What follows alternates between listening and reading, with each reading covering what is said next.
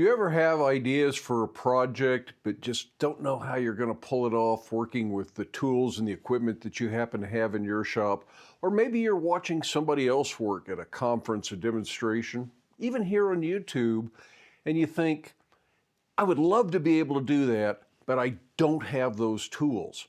Now, sometimes they're just little tools, and all you have to do is take the time to make a different pair of tongs, different punch, different chisel, different fuller, those kind of things.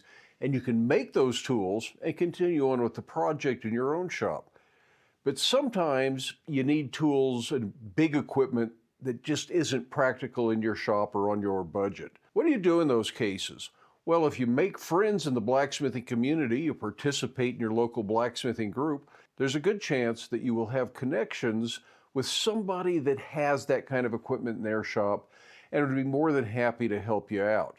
Now, I've gone to other people's shops on a number of occasions. My hydraulic press was built in somebody else's shop because he was a better fabricator, he had better welding equipment, he had an overhead crane system to pick it up and move it around, bigger drill press for drilling the great big holes that were required in this for all the dowel pins. And it just wouldn't have been as practical for me to make that in my shop. The forge hood that I have on the coal forge in the little shop needed to be bent on a box and pan brake, which I didn't have. I could have paid a sheet metal shop to do it. But I knew somebody that had a box and pan brake, and he let me come down, work in his shop, and do the bending there. And then I brought all the pieces back to my shop and welded it up and was able to get the forge hood that I wanted. So working together, helping each other out is one of the great benefits of the blacksmithing community. And I was really reminded of that this week when a friend of mine who is a much more prolific blacksmith than I am, he does big railing projects, household projects, very artistic, much grander scale of work than I do, but he doesn't have some of the bigger equipment that I have in my shop. And his current railing project not only benefited from having the larger power hammer that I have in my shop, but also having more than one person to work on it. So Mark came down, stayed with us for a couple of days, and we were able to work on the material he needed to work on, 1.5-inch round bar, shouldered, drawn out to, I guess you'd call it a 1-inch long tenon, at about 44 inches long in the end. That's really not something that'd be easy to do by yourself, regardless of what size hammer you have. It really takes two people to wrestle some of this material and help work with some of the tooling under the hammer.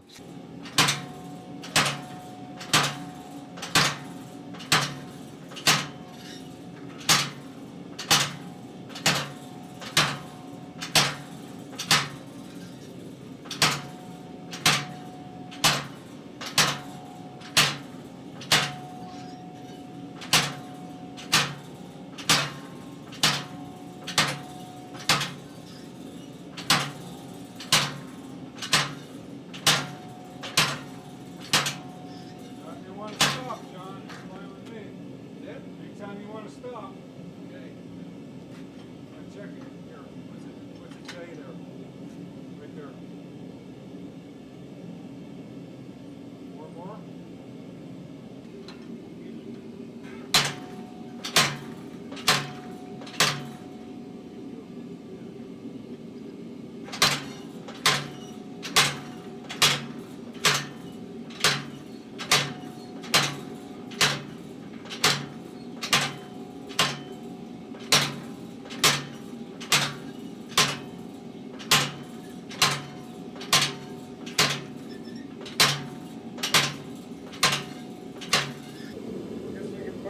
Engine now, huh?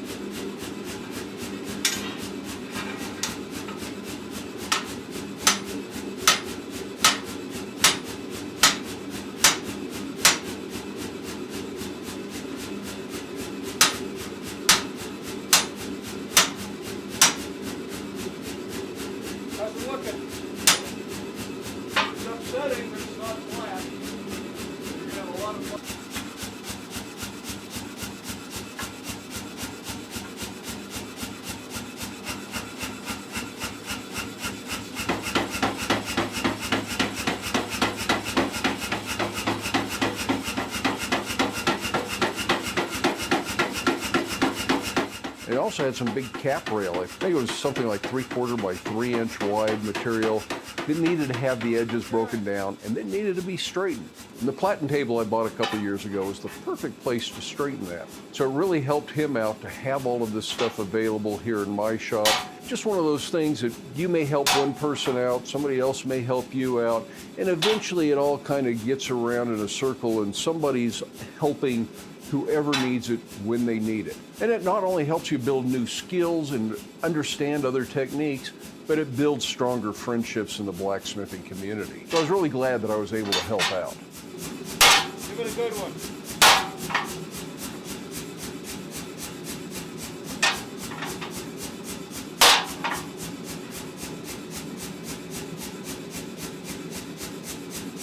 Boy, even with two of us working in the big power hammer, this was a lot of work. It was about a day and a half, not even midsummer, it's fall. It's only about 70 degrees outside, but it was 80 or 90 degrees in the shop the whole time. Lots of big work, but we got everything done that had to be done under my power hammer. There's more to do. The other end of those bars that have the super long tenon on them is going to then be tapered beyond the shoulder. Those are going to drop into the cap rail and they will pivot. At the top of them will have a hook on them for plants, bird feeders, that kind of stuff. And it's just something the client asked for in this railing project. And that shoulder then will have a little bracket that bears on the railing and probably a bronze wash or something like that. I don't really have a way to describe the whole project. Not my project. I don't have a sketch or a plan, anything like that. But I really was glad to be able to help Mark out. And I hope that we got him to a point that he can finish up in his shop. But if not, he is always welcome to come back down here. Now, if you're thinking that, hey, this sounds like a great opportunity, I'm just going to call somebody up that has the tools and see if I can go work in their shop. You need to start by making the connections, making the relationships, building those friendships, and getting to know each other long before you ever ask if you can go work in somebody else's shop. Most people aren't going to just let you come into their shop and use their tools unless they already know that you work safely, you're not going to destroy their equipment, you do quality work, and they aren't going to end up regretting having you in their shop in the long run. So I've tried to make this point over and over again on this channel. It is important to get involved. It is important to get to know other blacksmiths. Even if it's 2, 3, 4 hours drive, you have to spend the night to go to some of the events and go to the workshops, the demos, all of that stuff. It pays off in the long run. Mark and I have known each other for 20 years at least. We've both been to each other's shops in different locations. Neither one of us are in the shop that we started out back then, but we have had a very long-standing friendship, and that's why this works out so well. But it all started standing in the dinner line at a blacksmithing conference, waiting for our meals, and striking up a conversation with somebody who at the time was a complete stranger. So I hope you have time in your day to get out to your shop. Make time this year to go to some blacksmithing workshops, demonstrations, conferences, whatever you got available, but have fun, stay safe, wear your safety glasses. We'll see you for the next video.